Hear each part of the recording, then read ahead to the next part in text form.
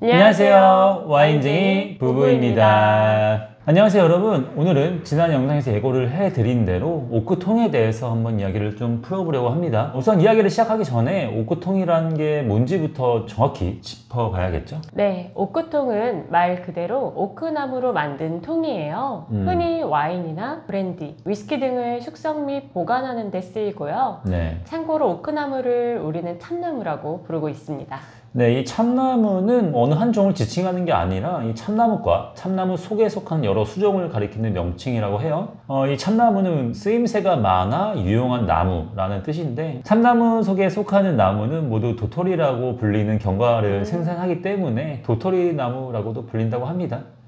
지금이야 유리병이라는 어마어마한 발명품이 있어서 네. 와인을 병에 보관하는 것이 대부분이지만, 유리병이 없던 시절에는 오크통이 가장 일반적인 와인 보관 용기였죠. 네. 나무라는 재질이 썩기 쉬워서 오크통 사용의 기원을 추적하기가 쉽지는 않지만, 역사학자들의 말에 따르면 약 2000년 전으로 거슬러 올라갈 정도로 역사가 깁니다. 네. 그리스의 역사학자 헤로도토스는 고대 메소포타미아에서 유프라데스 강을 따라 와인을 운반하기 위해 야자수로 만든 나무통을 사용했다고 전하고 있습니다. 네, 이렇게 이제 나무로 만든 통이 활발하게 쓰이기 이전에는 주로 동물의 가죽이나 암포라가 와인을 보관하는 대표적인 용기였어요. 다만 가죽은 찢어지고 용량이 너무 작고요. 또 와인의 변질이 잘 되는 단점이 있었고요. 암포라는 무게가 엄청 무겁잖아요. 그리고 깨지기도 쉬워가지고 나중에는 이제 나무통까지 발전하게 된 거라고 볼 수 있습니다. 그리고 먼 과거에는 뭐 밤나무, 아카시아 나무, 참나무 등 뭐 다양한 나무들을 가지고 통을 만들었으니까 오크통이라고 볼 수는 없고 그냥 나무통이라고 하는 게 맞을 것 같습니다. 또한 뭐 야자수를 썼다고 했는데, 이 야자수는 이 특성상 구부러뜨리기가 되게 어려운 목재라고 해요. 잠깐 썼을 수는 있는데 지속적으로 쓰일 수 있는 재료는 아니었죠. 네, 결국 고대의 와인 상인들은 더 나은 목재를 찾기 위해 여러 실험을 했고, 네. 참나무가 가장 이상적인 나무임을 알게 되었다고 합니다. 특히 지금의 프랑스와 이탈리아 북부에 자리 잡았었던 골족은 로마인들에게 오크통의 유용성을 전파했고, 네. 와인을 물처럼 마셨던 로마인들에게 어느새 오크통은 없어서는 안 될 중요한 물품이 되었던 거죠. 네. 심지어 둥글게 생긴 오크통은 운반에도 용이했었고요. 네. 이후 유리병이 발명되기 전까지 와인을 보관하는 데 있어서 가장 중요한 용기로 오랫동안 사랑을 받았습니다. 뭐 물론 지금까지도요. 네, 그렇죠. 이 재미있는 사실은 오크통이 2000년 전부터 거의 최근까지 와인을 저장하거나 운반하는 데 쓰이는 도구에 불과했지, 지금처럼 와인을 숙성하는 용도로 쓰지는 않았다는 거예요. 실제로 1980년 이전 많은 양조학 서적에는 와인을 마실 때 풍기는 오크향과 맛을 없애는 방법이나 예방하는 방법 등이 적혀 있었다고 합니다. 하지만 오늘날 오크통은 와인을 만드는 데 있어서 가장 중요한 물건 중 하나라고 할 수 있어요. 네. 대체로 레드와인이 오크통을 더 많이 사용하지만 화이트나 로제, 스파클링 등도 와인 메이커의 철학에 따라 오크통을 발효나 숙성에 사용하기도 하니까 네. 이제 와인과 오크통은 떼려야 뗄 수 없는 불가분의 관계에 있다라고 이야기할 수 있겠죠. 그렇겠죠. 근데 이제 왜 오크통에서 와인을 숙성을 시킬까요? 가장 중요한 건 다른 곳에서 얻을 수 없는 플레이버를 오크나무를 통해 얻기 위해서겠죠. 네. 그리고 오크나무의 미세한 기공을 통해 공기와의 접촉으로 와인의 향과 맛이 한결 더 부드러워질 수 있고요. 네, 맞습니다. 이 오크통에서 비롯되는 물질들은 이미 과학적으로 분석이 된 상태라고 합니다. 구체적으로 좀 한번 살펴보면, 네. 우선 펄피롤이라는 물질이 있어요. 이건 말린 과일이나 구운 아몬드 향을 낸다고 합니다. 구아이아콜은 태윤향을 낸다고 합니다. 네, 그 다음 오크락톤이라는 게 있는데, 이건 나무향과 딜, 허브죠? 딜향, 그리고 코코넛 노트를 준다고 해요. 네, 유지놀이란 물질은 스파이시, 정향, 스모크 캐릭터를 주고요. 네, 그리고 바닐란이라는 물질이 있고 시링 알데하이드라는 물질이 있는데, 이 둘은 바닐라 플레이버를 준다고 합니다. 그리고 오크통에 보관된 와인은 오크나무의 기공 때문에 서서히 증발하고 동시에 미세하게 산소와의 접촉이 일어나요. 다만 이 접촉은 과도한 산화나 변질을 일으킬 정도는 아니기 때문에 와인이 서서히 숙성되기 좋은 환경을 지닌 셈이죠. 좀 어려운 이야기가 될 수 있는데, 참나무의 리그린 구조에서 비롯되는 가수 분해형 타닌의 엘라지타닌은 와인의 산화를 방지하는 역할이 있다고 하네요.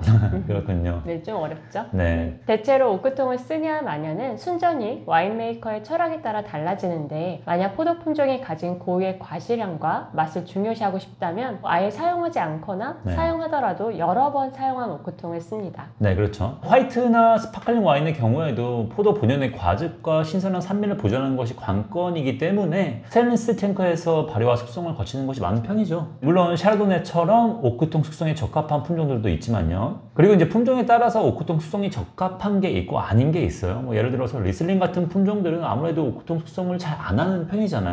상상하기 싫은데요.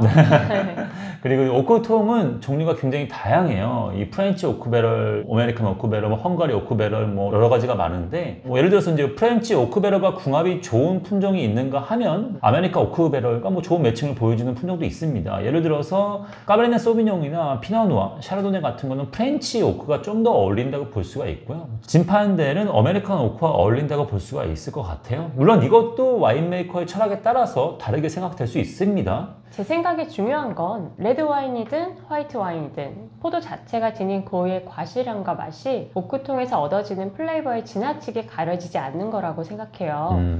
예전에는 과도한 오크터치가 들어간 와인들이 인기가 있었다면 네. 요즘은 내추럴 와인이 유행하고 있고 네. 포도 품종 자체가 주는 향과 맛을 즐기는 시대로 넘어갔죠. 오크 숙성이 고급 와인을 만드는 필수 코스라는 건 인정하지 않을 수 없지만 네. 과도하면 안 된다라고 생각을 합니다. 네. 그래서 요즘은 오크통을 쓰더라도 새 오크통만을 사용하지 않고 헌 오크통을 섞어서 쓴다든지 아예 헌 오크통만 쓰는 것도 많죠. 그렇죠. 예, 방금 말씀해 주신 대로 오크통은 새로운 통과 한 번 혹은 몇 번 사용한 헌통으로 구분할 수가 있어요. 당연하지만 새 오크통에서 숙성시킨 와인이 그렇지 않은 와인보다 오크에서 우러나올 수 있는 향과 맛이 더 많겠죠. 그렇죠. 참고로 오크통은 대략 한 5번에서 6번 정도만 사용을 하고요. 이후에는 뭐 위스키나 꼬냑 혹은 와인에서도 헌 오크통을 주로 쓰는 쉘이나 포트를 저장하고 숙성하는 데 쓰인다고 합니다. 이렇게 오크통 한 개를 여러 번 사용하는 이유는 물론 사용 횟수가 와인의 풍미에 영향을 다르게 미치기 때문이기도 하지만 근본적으로 오크통이 비싼 물건이기 때문이에요. 네. 개당 하나로 80에서 150만 원 정도. 너무 비싸죠. 네. 더 비싼 것도 있다고 하더라고요. 근데 대략 저 정도라고 보시면 될 것 같고요. 왜 이렇게 비싸냐면 오크통을 만드는 오크나무 자체가 비싸기도 하고 네. 또한 만드는 방법이 까다롭기 때문이에요. 궁금해하시는 분들도 있을 수 있으니 오크통을 어떻게 만드는지 간단히 살펴보도록 하겠습니다. 네, 참고로 저희가 이제 영상에 띄워드리는 자료는 프랑스 와이너리인 이기갈에서 받았음을 미리 알려드릴게요. 저희 부부가 처음으로 냈던 책인 프랑스 와인 여행을 집필을 하면서 저희가 이제 이기갈 쪽에다가 와이너리 자료를 요청을 했는데 이 오크통 만드는 사진을 좀 같이 보내주더라고요. 여담이지만 이기갈은 세계적인 명성을 지니고 있는 와이너리이자 프랑스 론 지역의 르네상스를 일궈낸 살아있는 전설이죠. 네. 론의 앙삐에 위치한 가족 소유 포도원으로 네. 1946년 에티엔 기갈에 의해 설립되었는데 네. 이후 이를 물려받은 마르셀 기갈에 의해 독보적인 행보를 걸어왔습니다. 네. 마르셀 기갈은 프랑스 정부로부터 프랑스의 존경 인물로 선정된 바 있고 2006년에는 와인업계 노벨상이라고 불릴 수 있는 디켄터의 올해 인물에 선정되면서 전 세계에 그들의 명성을 입증한 바 있고요. 정말 좋은 와인을 만드는 곳이죠. 특히 맛있죠. 이기갈이 생산하는 랄랄라 시리즈라고 있거든요. 그럼 론지방의 뭐 전설적인 와인이라고 볼 수가 있습니다. 네. 여하튼 이기갈은 규모가 큰 만큼 오크통을 자체 제작해서 사용하는 몇 안 되는 와이너리 중 하나예요. 자, 그럼 오크통 만드는 과정을 한번 간단히 살펴볼게요.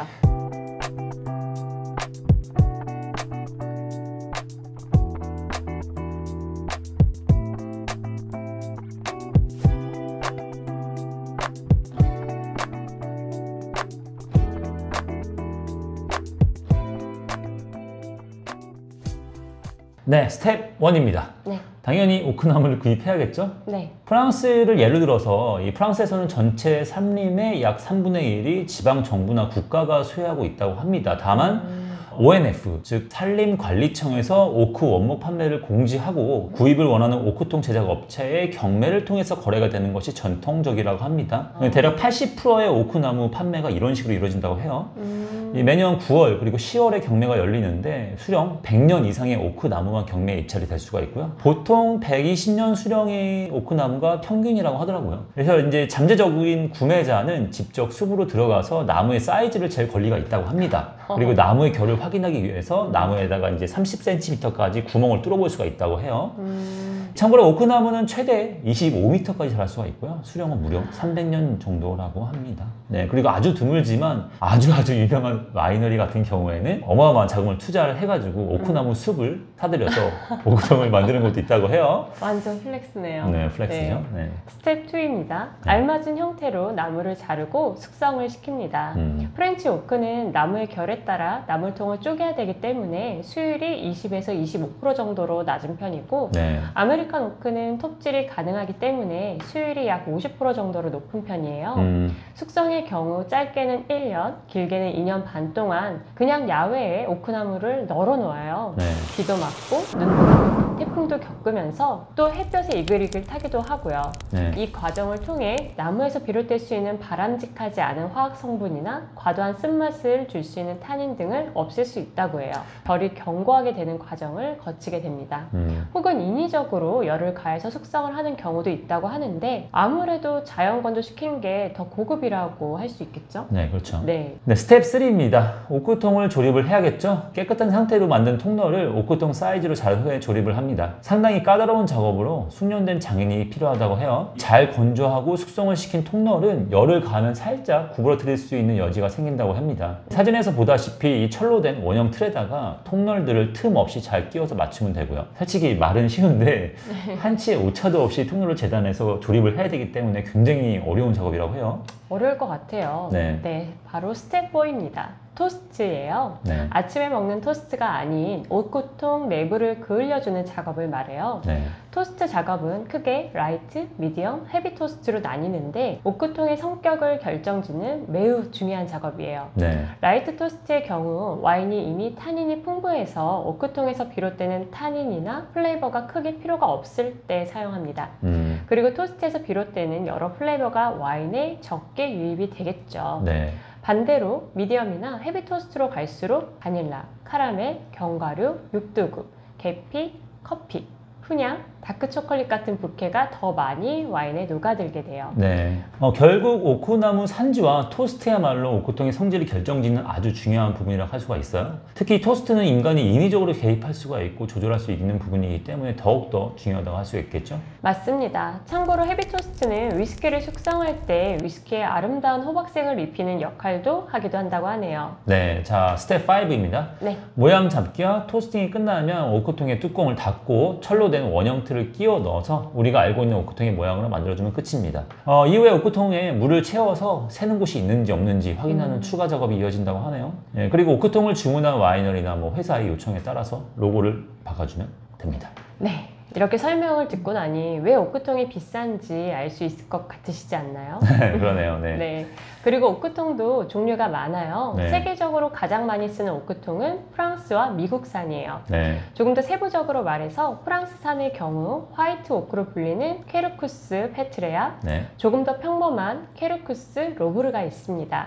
전자인 케르쿠스 페트레아가 나무에서 비롯되는 다양한 아로마틱 컴파운드나 타닌 등이 풍부해서 고급으로 친다고 하네요. 네, 미국산은 미주리, 미네소타, 위스콘신과 미 동부에서 서식하는 화이트 오크인 퀘르크스 알바와 오리건주의 퀘르크스 가리아나로 크게 나눈다고 해요. 특히 이 오리건주의 오크나무는 유럽종과 성질이 비슷해서 최근 사용량이 늘었다고 합니다. 둘의 차이점이라면 우선 가장 큰 게 미국의 오크나무는 성장이 빠른 편이어서 나무의 결이 넓고 큰 것이 특징이에요. 네. 프랑스의 오크나무는 성장이 더딘 만큼 촘촘한 결을 지니고 있습니다. 네. 참고로 결은 영어로 그레인이라고 하는데 네. 나무의 나이테를 뜻해요. 네. 결과 결 사이가 넓으냐, 촘촘하냐가 오크나무의 성격을 결정짓는 매우 중요한 포인트고 네. 와인의 숙성에도 큰 영향을 미치게 됩니다. 네. 보통 프랑스의 페트레아와 로브르 오크나무가 좀 촘촘한 결을 지니고 있고 네. 미국의 알바는 넓은 결을 가지고 있어요. 네. 연구에 따르면 촘촘한 결을 지닌 프렌치 오크는 아로마틱 컴파운드를 더 많이 내놓고 결이 넓은 아메리칸 오크는 나무에 더 많은 타닌을 준다고 합니다. 네, 조금 더 쉽게 설명을 드리면요. 이 프렌치 오크에서 숙성을 시킨 와인의 경우, 레드 와인의 경우에는 스파이시한 뭐 뉘앙스나 토스트한 아몬드 향, 잘 익은 과일 향이 두드러진다고 하고요. 화이트 와인의 경우에는 복숭아나 열대 과일, 제스민이나 장미향 같은 꽃향을 낼 수 있다고 해요. 반대로 미국산 오크의 경우에는 프랑스 오크보다 2배에서 4배 정도 더 많은 락톤, 오크 락톤을 지니고 있어서 레드든 뭐 화이트든 바닐라 향이나 코코넛 향 같이 뚜렷하게 달콤한 캐릭터를 와인에 주는 것이 특징입니다. 이 탄닌도 풍부하기 때문에 프렌치 오크보다 와인에 화려한 살집을 더 많이 줄 수 있다고 보시면 될 것 같아요. 네, 사실 뭐가 더 좋다는 것은 없고 네. 와인 메이커가 어떤 스타일을 좋아하고 시장에서 원하는 스타일은 어떤가에 따라 선택이 되는 것 같아요. 네, 때때로는 이 두 가지를 섞어서 쓰기도 하고요. 맞습니다. 네. 이 요리사가 음식에 갖가지 양념을 하면서 완성도를 높이는 것처럼 와인 메이커들은 전 세계 다양한 오크통들로 실험을 거듭하고 있는 거죠. 그렇죠. 네. 이제 프랑스와 미국산이 대부분이긴 하지만 그 외에도 슬로베니아 오크통이나 헝가리산 오크통도 종종 쓰여요. 슬로베니아산 오크통은 슬로베니아에서 지리적으로 가까운 이탈리아의 와인메이커들이 즐겨 쓰는데 뭐 예를 들어 피에몬테의 바롤로 바르바레스코 와인을 만드는 전통적인 생산자들의 경우 대용량의 슬로베니안 오크를 쓰는 걸 현지에서도 많이 볼 수 있었어요. 네. 슬로베니아 오크나무는 프랑스산보다 더 미세한 결을 가지고 있고요. 네, 맞아요. 아까도 말씀을 드렸지만 촘촘한 결을 지닌 나무는 그렇지 않은 나무보다 탄닌은 상대적으로 적게 우러나지만 아로마틱 컴파운드를 더 많이 내놓는다고 했잖아요. 이런 특징 때문에 포도 자체에 탄닌이 많은 품종, 특히 이 네비올라 같은 품종 있잖아요. 네. 그걸로 이제 바롤로나 바르바레스코 와인을 만드는 생산자들은 일부러 결이 촘촘한 슬라보니안 대형 오크통을 사용해서 와인이 더욱더 완벽해지기를 원하는 거죠. 생산자들의 말에 따르면 슬라보니안 오크통에서 숙성된 와인은 병에서 더 오랜 시간 숙성이 가능하다고 합니다. 네. 네. 그렇군요. 마지막으로 헝가리아산 오크통은 와인과 접촉이 되면 나무를 구성하는 셀룰로스가 다른 오크보다 상대적으로 더 쉽게 분해되는 특징이 있다고 하네요. 그래서 와인에 토스티, 바닐라, 스위트 스파이시, 그리고 카라멜 향을 더 많이 전달한다고 해요. 헝가리산 오크는 장점이 굉장히 뚜렷한 편이어서 20세기 초까지는 프랑스의 와인 메이커들이 즐겨 사용을 했다고 합니다. 하지만 이 세계대전이나 뭐 헝가리 자체의 정치적, 경제적 문제 때문에 공급량이 이제 줄어들면서 하락세를 걸었어요. 네. 근데 뭐 최근에는 다시 부활을 하고 있다는 얘기를 좀 들은 것 같긴 한데 뭐 확실한 팩트는 아닙니다. 네. 알겠습니다. 이 외에도 러시아나 캐나다산 오크통도 있긴 한데 네. 이야기가 너무 길어지는 관계로 이 주제는 여기서 끝을 맺도록 하죠. 네. 재밌는 것은 일부 와이너리에서는 오크통을 사용하지 않고서 오크통의 효과를 와인에 주기도 한다는 거예요. 네. 이걸 비법이라고 불러야 될지 모르겠지만 네. 뭐 와인에 오크칩이나 분말 같은 대체품들을 넣는 것인데 네. 쉽게 생각해서 티백으로 차를 우리는 것과 비슷하다고 보면 돼요. 만드는 와인의 양이 엄청 많은데 뭐 오크통을 쓰기에는 부담스러울 수 있잖아요. 뭐 그렇죠. 그런 생산자들의 경우 이런 방법들이 좋을 수 있다는 거죠. 네, 뭐 결국 어디까지나 선택은 뭐 소비자의 몫이 되겠죠. 네, 맞습니다. 자, 저희가 준비한 내용은 여기까지고요. 오크통에 대해서 이 이상 할 얘기가 더 이상 없는 것 같진 않고 있긴 합니다. 있죠. 사실은 프랑스가 오크나무가 재배되는 숲이 되게 많아요. 뭐 알리에, 뭐 트롱쉐, 보주, 베르트랑주 뭐 이렇게 많은데 그 산지에 따른 특성도 되게 다양해요. 그래서 그 산지에 대한 특성이 궁금하신 분들은 댓글에 달아주시면 제가 그거를 설명을 따로 드리도록 하겠습니다. 그리고 미국산 같은 경우도 주마다 약간씩 특징이 다르더라고요. 되게 복잡해요. 이 오크라는 게 단순히 오크통이 아니라 어떤 오크를 사용했느냐가 되게 중요하더라고요. 그리고 전문가들의 말에 따르면은 오크의 원산지보다 아까 말씀드린 결 있잖아요. 네. 오크의 결이 촘촘하냐 아니냐가 굉장히 중요한 문제라고 하더라고요. 그게. 저도 그게 되게 중요할 것 같아요. 네. 네. 어쨌든 파고들면 할 얘기가 너무 많은 게 또 오크통에 대한 이야기인데 네. 이번 영상은 여기서 마무리를 하겠습니다. 네, 다음 영상은 다시 포도 품종 이야기로 돌아오겠습니다. 네. 까베네 소비뇽을 다뤘으니까 다음 타자는 샤르도네가 되어야겠죠. 네, 그럼 준비 잘해서 다시 인사를 드리도록 하겠습니다. 네, 저희의 긴 이야기 들어주셔서 감사합니다. 감사합니다.